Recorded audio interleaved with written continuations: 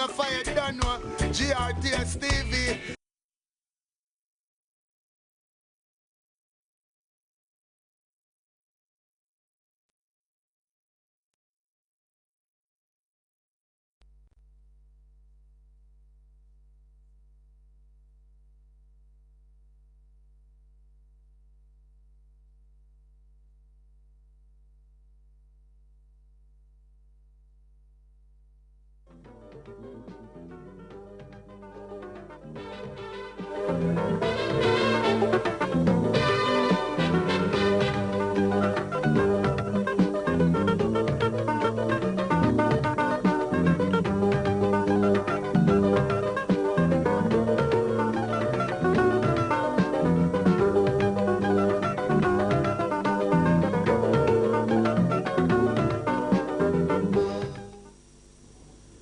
The Gambia's Atlantic coastline stretches over 80 kilometers of largely vast unspoiled sandy beaches.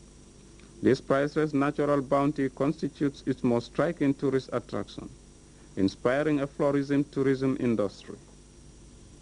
The tourism trade has over the years transformed itself into a formidable economic powerhouse, accounting for nearly 14% of the country's gross domestic product, and with a reputation as the fastest growing sector of the national economy.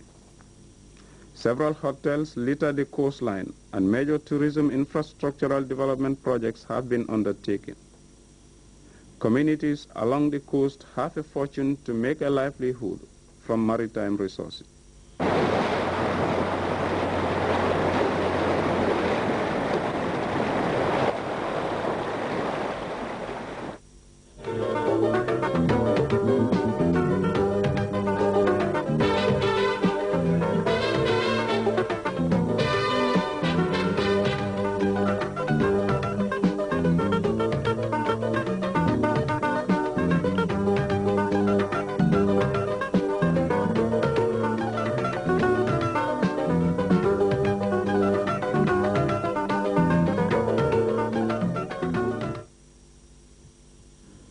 But all these are threatened for real by the phenomenon of coastal erosion.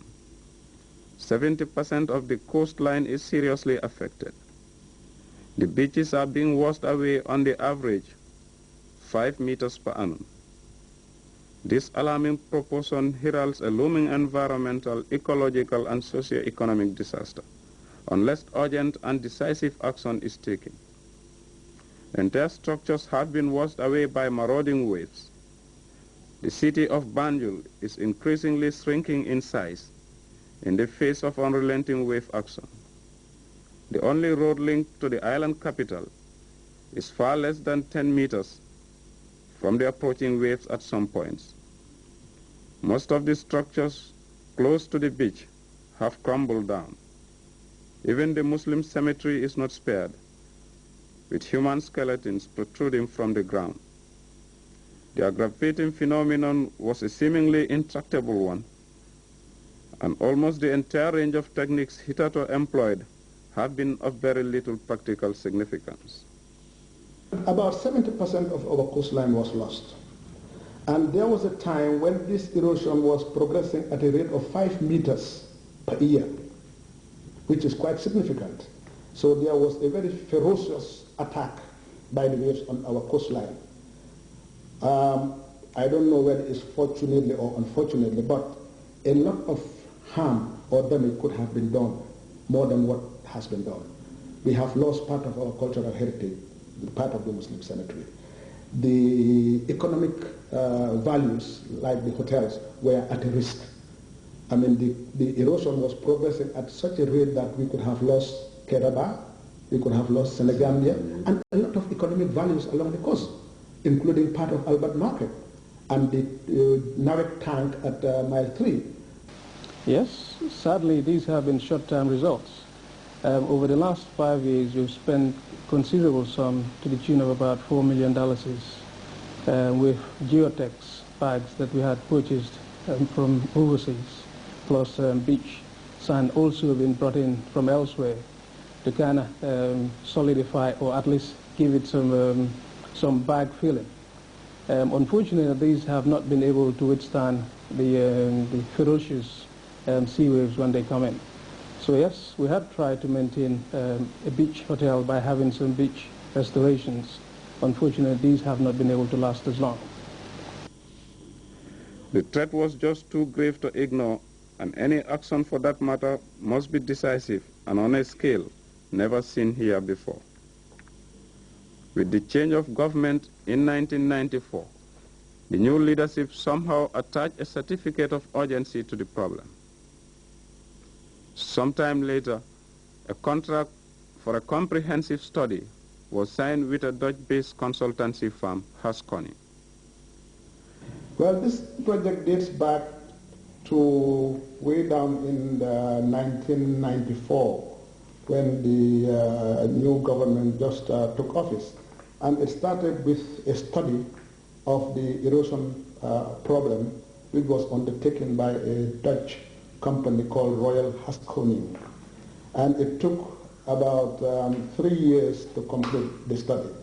The study was a comprehensive assessment of the 81 kilometers of the Gambian coastline, which was suffering from erosion in most parts and siltation on the Barra end. At the completion of the study, it took another 2 years to mobilize the funds to implement the recommendation of the study, and that is what we are seeing now. So it's been a long, the history of the project goes, like I said, way down in the early 90s. But thank God now we are there. We are implementing the solution, and we have been able to mobilize all the funds from the African Development Bank and the OPEC fund to implement the project. It was not very easy, but like I said in my presentation, we really owe a lot to our head of state, the president, for giving us all the support to be able to access the funds.